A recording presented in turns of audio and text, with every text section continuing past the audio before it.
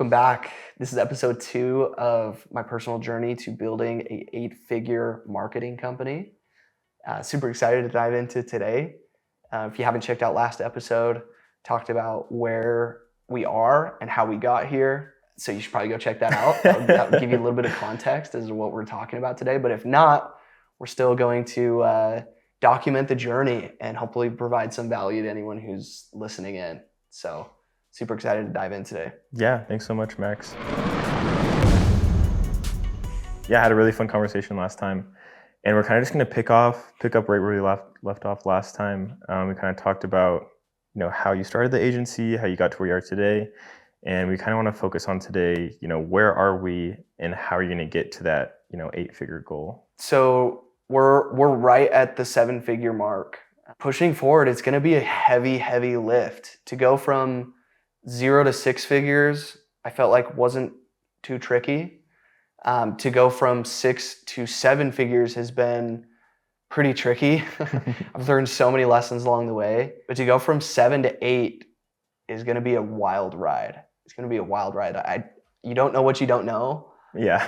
I genuinely don't have a clear path of how we're going to get there, but I know how to go from where we're at to, maybe $250,000 a month, which would be awesome. Right now we're sitting between $80,000-$90,000 a month in revenue, and doubling and tripling that, I have a very clear path to doing that. That's awesome. Thanks. I had 2 questions that kind of came to mind. Kind of just as I have been integrating into your company, I feel like something you said a lot is, we're jumping from a startup to a legit business. In your mind, kind of what is the difference between those 2 things? Oof. Yeah, that's a good question. I think startups, they lack a lot of structure. It's like a group of people running around with their heads chopped off, trying to figure out how to get customers, fulfill for their customers, respond to angry customers, and it's a crapshoot. It's a cluster. And going from startup to a legit company takes a lot of structure. Figuring out consistent client acquisition streams, that's a huge one that takes from a startup to a legit business. Is how are you getting customers on a regular basis? Mm-hmm. And then I think building a core level of leaders. So what have you been doing kind of recently to kind of address those pain points, or I guess growing pains in trying to become, a legit business and growing out of that startup phase? Yeah, for sure. So let's start with the processes. I have been super proud of what we built process-wise and systems and processes that we built in our business until I hired an operator, someone to come in as head of operations and build and document those. We just had verbal processes and we were all operating based on what was in our head and what we had verbally agreed upon, and that was chaotic as we were growing a team and people were coming in and they're like, how do you do this? How do you do that? And we just would explain it to them, and it was written nowhere. There's no manual. So we hired a head of operations. Her name's Ariana Acuna. She's amazing. She's come in and documented those processes. So that's been stage 1 of getting out of startup mode. Stage 2 has been consistent client acquisition streams. Our main 3 customer acquisition streams are referrals. We get so like that is my pride and joy, is that our customers love us so much that they refer to us. When we bring on a customer, it's likely that they'll refer and bring on at least 1 more person or even 2. The second we put in an attractive offer for referrals, we have a referral program, that's when people started referring us. Is number 1, when we were asking them to, and 2, giving them an incentive to. That's huge. What does that incentivization look like? Like, what are you doing to make them want to refer other people? Yeah, so our pricing runs on a monthly subscription.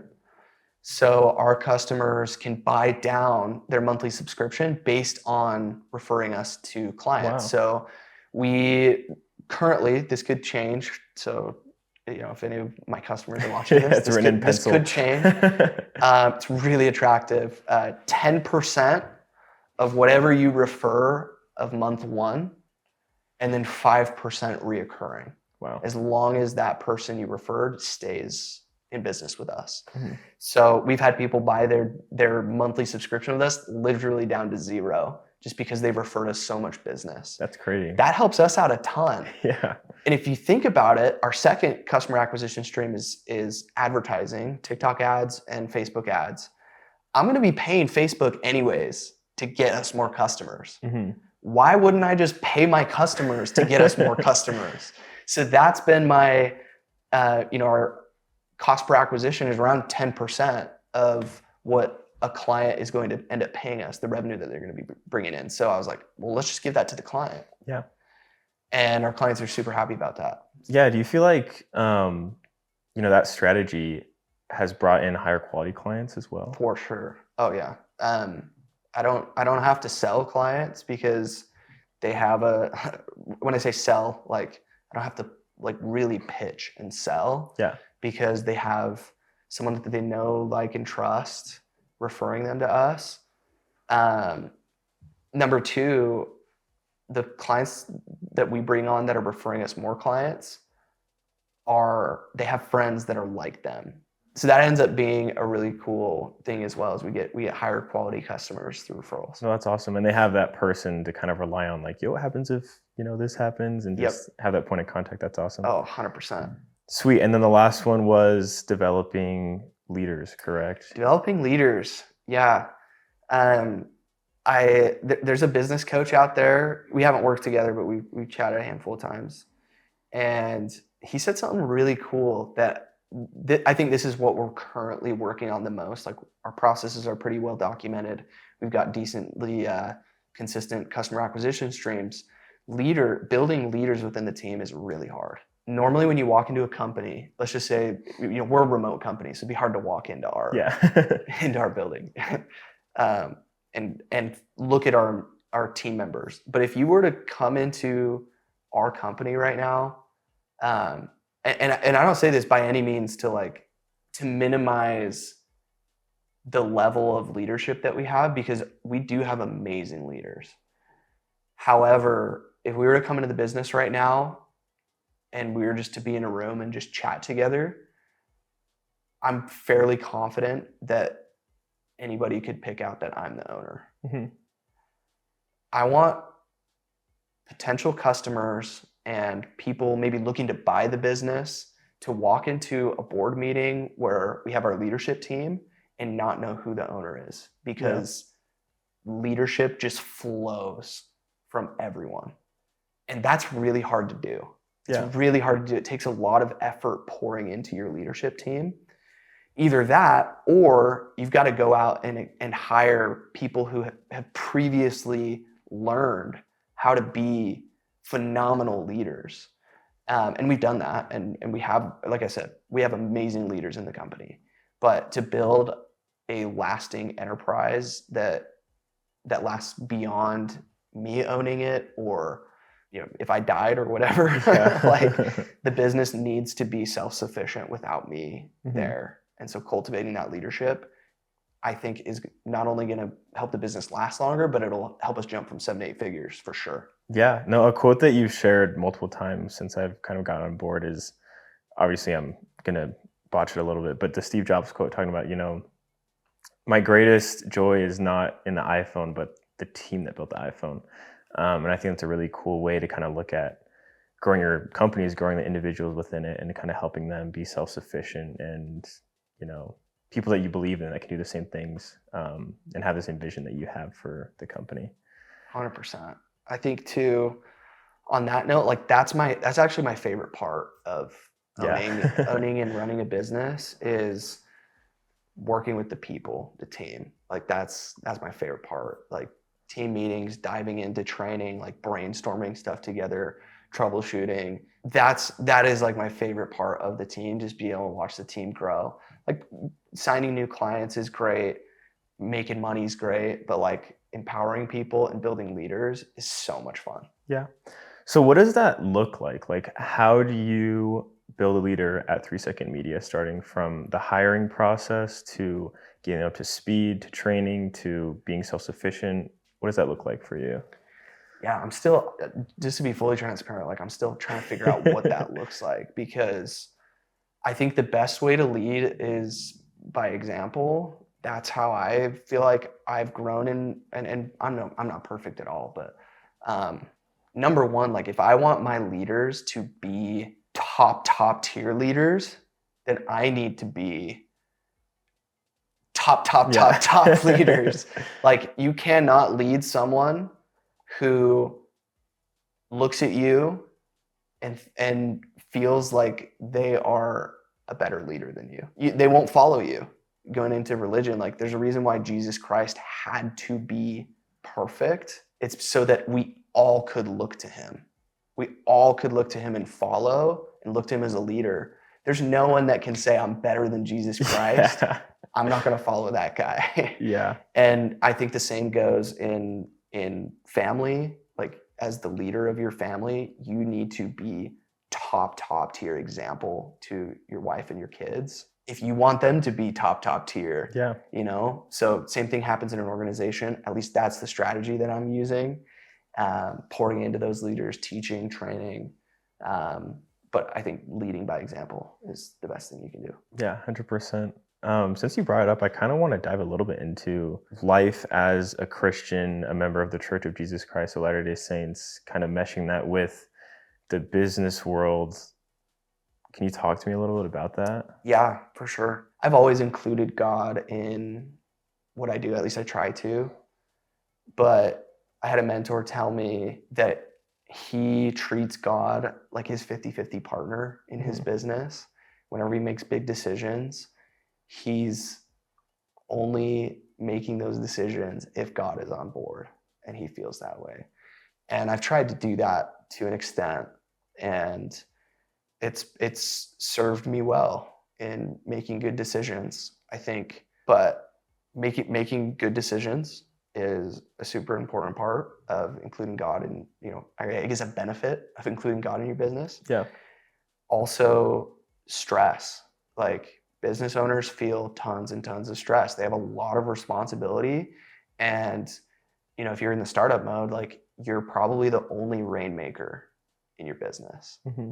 And you've heard that term before, rainmaker, right? Like the person who brings home the checks. Yeah. The person who makes it happen. Mm-hmm. And there's a lot of pressure on the rainmaker. And just having faith that God will help you and he wants to help you just relieves so much pressure. It's like, I'm just going to do my best and God will help me out. As long as I give my 100% effort, you know, even if all this goes south, like I just know that I did right with God, I included him, and he's got a better path for me. Yeah. So that just relieves so much stress off of my plate. But I don't know if that's where you wanted to take it, but like 100%. Do you feel like there's like a specific example that comes to mind when you were able to be like a 50-50 partner with, you know, God, or like you were able to rely on him if you're going through more difficult, you know, business moment or anything 100%. Of that nature? I've talked about this before. I don't know if we talked about it in the last episode, but 3 days after my first son Milo was born, we lost 50% of our revenue in one day. Wow. And we've got a subscription model. And so 50% of our customers canceled in one day, or not 50% of them, but like big customers that brought in a lot of the revenue did. Yeah. Our profit margins, we were going to go in the hole, and you got to be really careful about how long you go in the hole because the business may not survive. So I had to make a lot of really hard decisions at that time to let people go, to decrease pay. And that is so hard for me because I've talked about like building people is my favorite thing. Yeah. When I have to come to them and say, guys, like, I'm sorry, I couldn't make it happen. Like either I have to let you go, or we got to go on part-time, or we've got to cut pay. Like there's nothing I can do. Like, or else none of us will have a job in the next month or two. Yeah. And that's scary. I had to rely on God a ton in that moment. Number one, to my wife, like she just born a child. Like, holy crap. She had a crazy pregnancy and a crazy delivery. And I felt like just torn because I wanted to pour into her and help her so much. But I knew that if I didn't tackle these fires that were happening in the business, that like we would just be screwed. Yeah. Or at least that's how I felt. So just like leaning into God and saying, how do I navigate this? What do I do? Mm-hmm.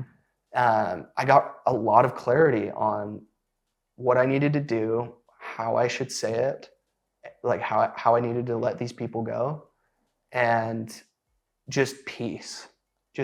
Like my least favorite thing, if you know, for those of you who know me, like I have a really hard time having hard conversations, something I'm working on. But I hate disappointing people, especially those that have been loyal to me and have trusted me. And that, like, every one of my team members, I felt like has done that.